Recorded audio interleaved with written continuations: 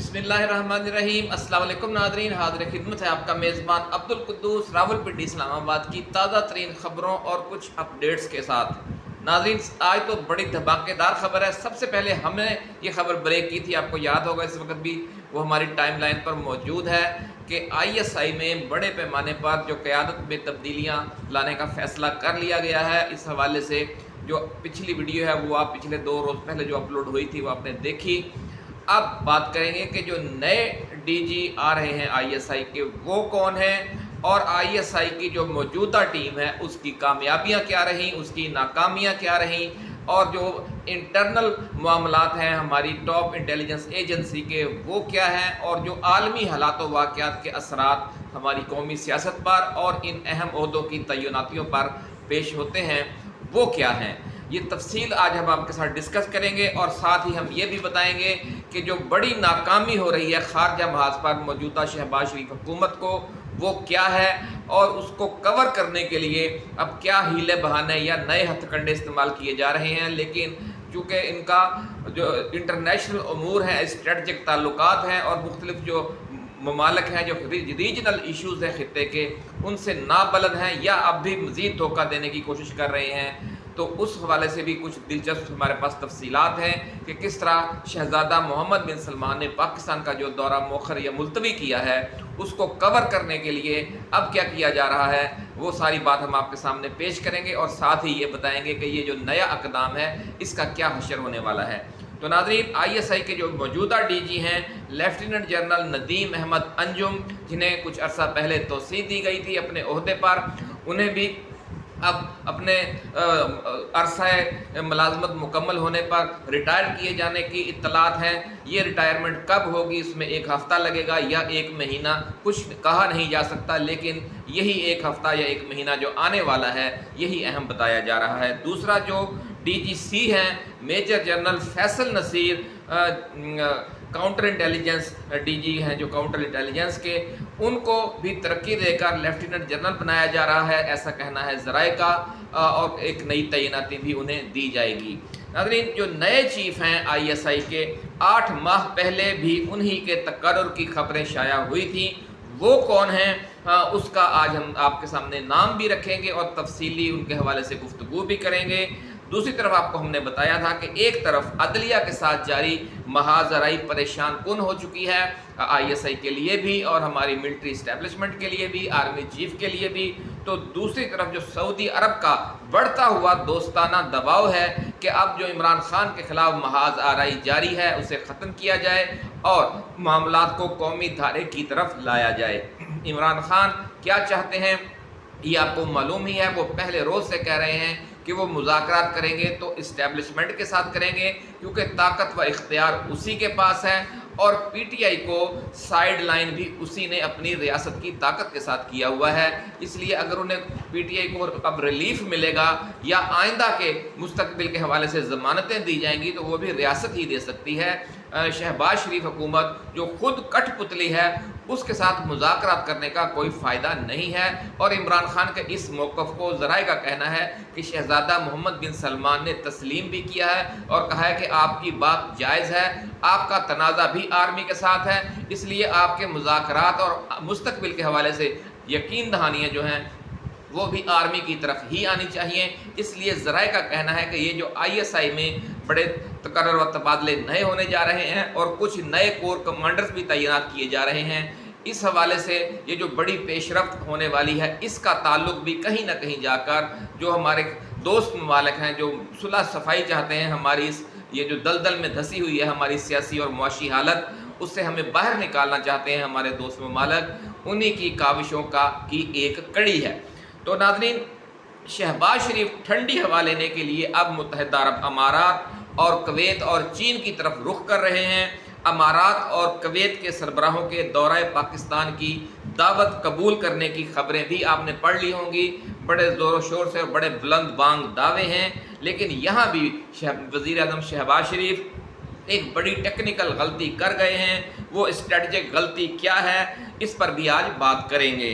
सबसे पहले नए DG ISI के मौजू पर आते हैं कि core commander Rawalpindi lieutenant general Shahid इम्तियाज़ को DGISI तैनात करने की खबरें 8-9 माह पहले भी शाया हुई थी। नाज़रीन, जिन दोस्तों ने पढ़ी है उनको याद होगा कि ये कहा गया था कि उन्हें DGISI लगाया जा रहा है, बल्कि बाद ने तो ये खबर भी शाया कर दी थी कि उन्हें DGISI लगा दिया गया है, अब बस नोटिफिकेशन का इंतज़ार है। और ज़राए का कहना ये है कि इस वक्त भी अब भी वो इस दौड़ में सबसे आगे हैं। उनकी कौन सी 5 अहम ताकतवर पहलू की, उनकी शख्सियत के कौन से 5 ताकतवर पहलू हैं या प्लस पॉइंट हैं कि जिनकी वजह से वो मुसलसल दूसरी बार इस पोस्ट के लिए टॉप रनर हैं, हार्ड फेवरेट हैं, इसकी तफसील में अब हम जाएंगे। लेकिन उससे पहले हम अपने नए आने वाले दोस्तों से ये गुजारिश करेंगे कि वो इस चैनल को सब्सक्राइब करके बेल आइकन ज़रूर दबा दें, ताकि हमारी ऐसी ही एक्सक्लूसिव वीडियोज़ आपको बर वक्त मिलती रहें और कोई अहम वीडियो आपकी नज़रों में आने से रह ना जाए। नाज़रीन, नए DGISI जनाब लेफ्टिनेंट जनरल शाहिद इम्तियाज़ की शख्सियत के 5 अहम तरीन जो पहलू हैं उन पर बात करने से पहले थोड़ी सी ये हमारी गुफ्तगू आपके लिए अहम होगी कि ISI की जो मौजूदा टीम है इसके खाते में कैसी कैसी कामयाबियां हैं और कैसी कैसी नाकामियां हैं। इस्टेब्लिशमेंट के पॉइंट ऑफ व्यू से सबसे बड़ी कामयाबी तो ये है कि 17 सीटों वाली जमात को इस टीम ने जैसे तैसे करके मरकज़ और 2 सूबों में हुकूमत बनवा दी है। ये बहुत बड़ी कामयाबी है। ये एक हिसाब से आप यूँ कह लें कि एक करिश्मा ही किया है इन्होंने, वरना ये पॉसिबल नहीं था कि एक सियासी जमात जिसकी 17 सीटें हैं उसे किस तरीके से ठोक बजा कर आप लोग उसे हुकूमत भी दिलवा दें और फिर एक जाली सी 2/3 अक्सरियत भी ले दें, जो कि सुप्रीम कोर्ट के एक फैसले की वजह से रुक गई है, वरना काम तमाम था PTI का और बाकी सारी सियासी जमातों का कि इन्हें तो कौमी असम्बली में और सेनेट में 2/3 अक्सरियत भी दिलवा दी गई थी। तो नाज़रीन, जिस तरीके से भी किया, ये जो इस्टेब्लिशमेंट हमेशा करती है, पहली बार नहीं हुआ। 2018 में भी आपको याद है, उस वक़्त जो तोपों का रुख है वो नून लीग की तरफ था और जो ठंडी हवाएं थी वो PTI को आ रही थी। इस बार मामला उलट हुआ, लेकिन 2018 से भी ज़्यादा खौफनाक ऑपरेशन करके ये नून लीग को ये कामयाबी दिलवाना पड़ी है। वैसा खौफनाक ऑपरेशन 2018 में नहीं किया गया था, क्योंकि अवाम की एक बड़ी तादाद इमरान खान के साथ खड़ी थी। दूसरी कामयाबी नाज़रीन इस टीम की ये है कि 8 फरवरी के आम इंतखाबात से पहले और बाद में PTI को इस तरह से उलझाए रखा गया कि वो अपने वोट बैंक को जीती गई सीटों में कन्वर्ट नहीं कर सकी। PTI क़यादत में ऐसे लोग इंजेक्ट किए गए कि जिनके फैसलों की वजह से PTI इमरान खान को सज़ा सुनाए जाने के फौरी बाद इंट्रा पार्टी इलेक्शन कराने पर तवज्जो न दे सकी और न ही किसी बाएतमाद इत्तेहादी जमात के प्लेटफार्म व इंतखाबी निशान पर इलेक्शन लड़ने का फैसला किया जा सका, जिसकी वजह से बाद में उसे कदम कदम पर सियासी, जमहूरी और कानूनी व आइनी हवाले से नाकाबिले अबूर चैलेंजेस का सामना करना पड़ा। और इनकी तफसील में अगर हम जाएंगे तो वीडियो लंबी हो जाएगी। आप भी समझते हैं कि इस टेक्निकल जो फॉल्ट है जो PTI के खाते में आ गया, उसकी वजह सिर्फ यही थी कि उसे उलझाया गया था इस्टेब्लिशमेंट की तरफ से मुकदमात में, इलेक्शन कमीशन के ज़रिए और मुख्तलिफ वजूहात की वजह से। लेकिन ये तो आपकी एक कमाल होना चाहिए था कि जब इमरान खान को सज़ा दी गई थी उसी वक्त अदराक कर लेना चाहिए था जो वकला टीम थी, जो आइनी माहिरीन थे PTI के, कि हमें फौरी तौर पर इंट्रा पार्टी इलेक्शन करवाकर एक नया चेयरमैन बना देना चाहिए ताकि हमारी पार्टी का इंतखाबी निशान छीन जाने का 0% चांस हो जाए। लेकिन ऐसा न किया जा सका, जिसका फ़ायदा इस्टेब्लिशमेंट ने भी उठाया और उसकी हरीफ जमातों नून लीग और पीपल्स पार्टी और MKM वगैरह ने भी उठाया। तीसरा बड़ा प्लस पॉइंट ये है इस टीम का नाज़रीन कि उन्हें आखिर वक्त तक अपने सरबराह की, अपने चीफ की, army chief general Asim Munir का एतमाद हासिल रहा और उनके लिए उन्होंने जहां तक हो सकता था उनसे उन्होंने पूरी मेहनत और जांफशानी से काम किया और अब उन्हें बाकायदा रिटायरमेंट की दी जा रही है। एक रिटायर होने जा रहे हैं और दूसरे को तरक्की दी जा रही है। तो इसलिए ये कहा जा सकता है कि आखिरी लम्हे तक, आखिरी वक्त तक चीफ का एतमाद इन दोनों शख्सियात ने नहीं खोया। ये भी एक बड़ी कामयाबी है। अब बात करते हैं कुछ नाकामियों की। पहली बड़ी नाकामी ये है नाजरीन कि 8 फरवरी के दिन, बल्कि रात 10 बजे, 8 फरवरी को रात 10-11 बजे तक معاملات اسٹیبلشمنٹ کے کنٹرول میں نہ تھے، جس کی وجہ سے پورے ملک کے نیوز چینلز پر جاری ہونے والے ریزلٹس میں پی ٹی آئی 40-40، 50-50 بلکہ 60-60 اور 70-70 ہزار ووٹوں کی لیڈ سے جیت رہی تھی، اور پھر ہنگامی آپریشن کر کے انتخابی نتائج رکوانا پڑا، انتخابی نتائج کا اجرا رکوانا پڑا، اور نون لیگ، ایم کیو ایم اور پیپلز پارٹی کو بہت سی نشستوں پر ایسی کامیابیاں ملی کہ جہاں پر کامیابی کے حوالے سے جاری کیے گئے فارم 47 کا جو حقیقی نتائج والا فارم 45 تھا اس سے کوئی تعلق ہی نہیں تھا۔ تو یہ ایک بہت بڑی ناکامی تھی کہ اس طریقے کو اس بھونڈے انداز میں منظم نہیں کیا جانا چاہیے تھا انتخابی دھاندلی کو، اس کا کوئی اچھا طریقہ انہیں اختیار کرنا چاہیے تھا، اور تاکہ یہ آخر میں یہ ہڑبونگ نہ مچتی اور جس بڑے پیمانے پر جگ ہنسائی ہوئی ہے وہ نہ ہوتی۔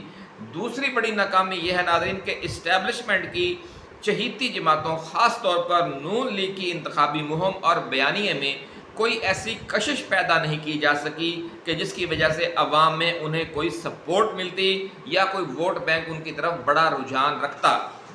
عمران خان اور پی ٹی آئی کے بیانیہ کو شکست دینے کے لیے ضروری ماحول بھی نہیں بنایا جا سکا۔ تیسری بڑی ناکامی ناظرین یہ ہے کہ خود نون لیگ کے اندر سے، جسے رانا ثناء اللہ اور میاں جاوید لطیف جیسے لوگوں نے اسٹیبلشمنٹ اور آئی ایس آئی پر انتخابی نشستیں کروڑوں روپے کے عوض فروخت کرنے کے الزامات لگائے، اور اس کردار کشی میں جیو اور جنگ گروپ کے حامد میر اور سہیل وڑائچ سمیت کئی سینئر صحافی بھی نون لیگ کی سہولت کاری کرتے رہے۔ ایسے ہی الزامات سابق پی ڈی ایم کے سربراہ مولانا فضل الرحمان کی طرف سے بھی لگائے گئے، اور یہ الزامات بھی ایک ساکھ کے لیے، جو آئی ایس آئی کی ساکھ تھی اس کے لیے نقصان دہ ثابت ہوئے، کیونکہ یہ دونوں الزامات لگانے والی جو سیاسی جماعتیں ہیں نون لیگ اور جے یو آئی فے، وہ عمران خان کی مخالف تھیں عام انتخابات سے قبل اور اسٹیبلشمنٹ کی چہیتی تھی۔ آپ یوں سمجھ لیں کہ آپ نے جن لوگوں کے لیے دھاندلی کروائی یا جنہیں آپ لے کر آئے حکومت میں یا ہاری ہوئی سیٹیں جن کو جتوائیں، وہ بھی آپ پر الزام لگا رہے ہیں، تو اس سے زیادہ بڑی ناکامی کیا ہو سکتی ہے؟ ناظرین، چوتھی بڑی ناکامی یہ ہے کہ اعلیٰ عدلیہ، خاص طور پر ہائی کورٹس کے ساتھ تعلقات اس حالت کو پہنچ گئے کہ اسلام آباد ہائی کورٹ کے 6 جج صاحبان کو سپریم جوڈیشل کونسل کو خط لکھنا پڑا، پھر باقی ہائی کورٹس نے اس کی تائید کر دی، اور پرو اسٹیبلشمنٹ چیف جسٹس قاضی فائز عیسیٰ اس وکٹ پر ٹیکنیکل ناک آؤٹ ہو گئے، جبکہ انہیں آئی ایس آئی کی اور اسٹیبلشمنٹ کی مکمل سپورٹ بھی حاصل ہے۔ تو پانچویں بڑی ناکامی یہ ہے ناظرین کہ نگران حکومت اور موجودہ شہباز حکومت اور مریم نواز کی صوبائی حکومت پنجاب کی جو حکومت ہے اس کو 300 ارب روپے کے خوفناک گندم اسکینڈل کا سامنا کرنا پڑا، جس سے ان کی رہی سہی ساکھ بھی تباہ ہو گئی۔ ستم ظریفی یہ ہے کہ ملک کی جو ٹاپ انٹیلیجنس ایجنسیز ہیں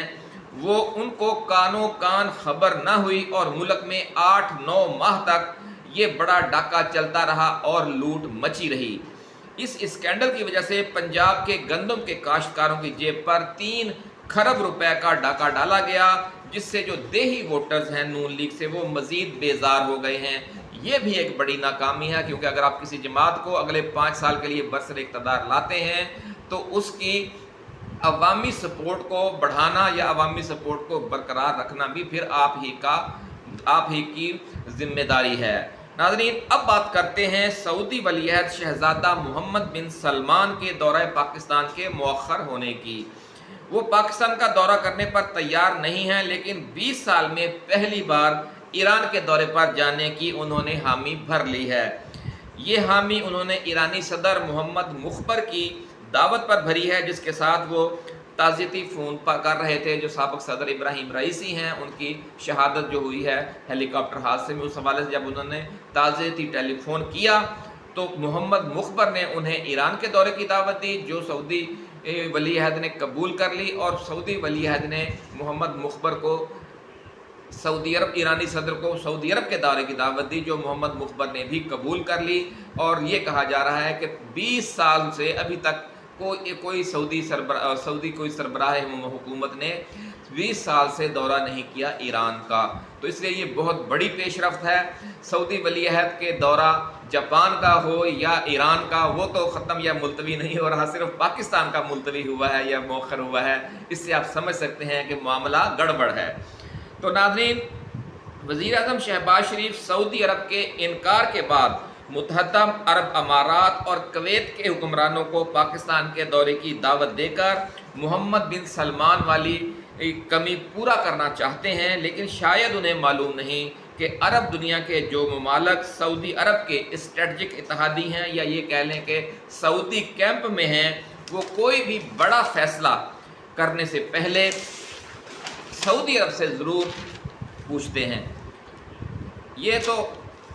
سعودی عرب کی مشاورت کے بغیر نہ وہ کسی ملک کی بڑے پیمانے پر امداد کرتے ہیں اور نہ ہی اسٹریٹجک تعلقات قائم کرتے ہیں۔ اس سعودی بلاک میں ناظرین بحرین، عمان، مصر، لبنان، سوڈان اور عراق کے ساتھ ساتھ کویت اور متحدہ عرب امارات بھی شامل ہیں، جنہیں اب شہباز شریف ولی عہد محمد بن سلمان کی جگہ پاکستان کے دورے پر بلانا چاہتے ہیں۔ تو آپ سمجھ لیں کہ یہ بھی کوئی دور اندیشانہ سوچ نہیں ہے، اس کا بھی اینڈ جب آئے گا تو اس کا کوئی فائدہ نہیں ہوگا۔ اول تو یہ سربراہان پاکستان کے دورے پر آئیں گے ہی نہیں، اگر آ بھی گئے تو وہ اعلان تو ان کا ہو جائے گا، جب ان پر عمل درآمد کا مرحلہ آئے گا تو پھر سعودی عرب سے ان ممالک میں رابطہ کیا جائے گا اور ناراضگی کا اظہار کیا جائے گا، اور سعودی ناراضگی یہ جو سعودی بلاک کے ممبر ممالک ہیں وہ کسی صورت افورڈ نہیں کرتے، اس لیے پھر معاملہ آخری لمحوں پر رک جائے گا۔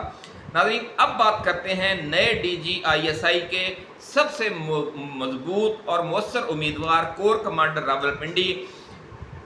جناب لیفٹیننٹ جنرل شاہد امتیاز کی۔ ان کا سب سے پہلا اور بڑا پلس پوائنٹ ناظرین یہ ہے کہ وہ سابق army chief general Qamar Javed Bajwa کے بھی چہیتے تھے اور موجودہ آرمی چیف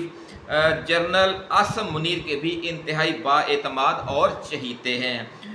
اسی لیے ان کا نام نئے ڈی جی آئی ایس آئی کے حوالے سے سر فہرست ہے۔ آپ کو یاد ہوگا ناظرین کہ جنرل قمر جاوید باجوہ نے اپنی ریٹائرمنٹ سے کچھ عرصہ قبل جن میجر جنرلز کو لیفٹیننٹ جنرل کے عہدے پر ترقی دی تھی، ان میں جو میجر جنرل شاہد امتیاز بھی شامل تھے، جنہیں پھر ترقی دی گئی۔ اور دوسرا پلس پوائنٹ یہ ہے کہ پھر جب راولپنڈی کے کور کمانڈر تعینات کرنے کا مرحلہ آیا تو انہیں پھر کور کمانڈر بنایا جنرل عاصم منیر نے۔ دوسرا پلس پوائنٹ ناظرین یہ ہے کہ 8-9 ماہ پہلے جب موجودہ D G I S I retired ہو رہے تھے تو اس وقت بھی انہی کو نیا ڈی جی آئی ایس آئی تعینات کرنے کا فیصلہ کیا گیا تھا، اور یہ خبر میڈیا میں مختلف ذرائع سے آ بھی گئی تھی، لیکن پھر جنرل ندیم احمد انجم کو 1 سال کی توسیع دے دی گئی۔ ناظرین، تیسرا پلس پوائنٹ یہ ہے کہ انہیں کور کمانڈر راولپنڈی جیسے اہم ترین منصب پر تعینات کیا گیا، جس پر اسی شخصیت کو لگایا جاتا ہے جس پر بہت اعتماد ہو اور وہ بہت پروفیشنل بھی ہو۔ ناظرین، جنرل قمر جاوید باجوہ بھی آرمی چیف بننے سے پہلے اسی کور کے کمانڈر رہ چکے تھے۔ جنرل عاصم منیر نے لیفٹیننٹ جنرل شاہد امتیاز کو کور کمانڈر راولپنڈی لگانے کا فیصلہ یقینی طور پر ان کی صلاحیتوں پر اور ان کی ذات پر مکمل اعتماد کے تحت ہی کیا تھا۔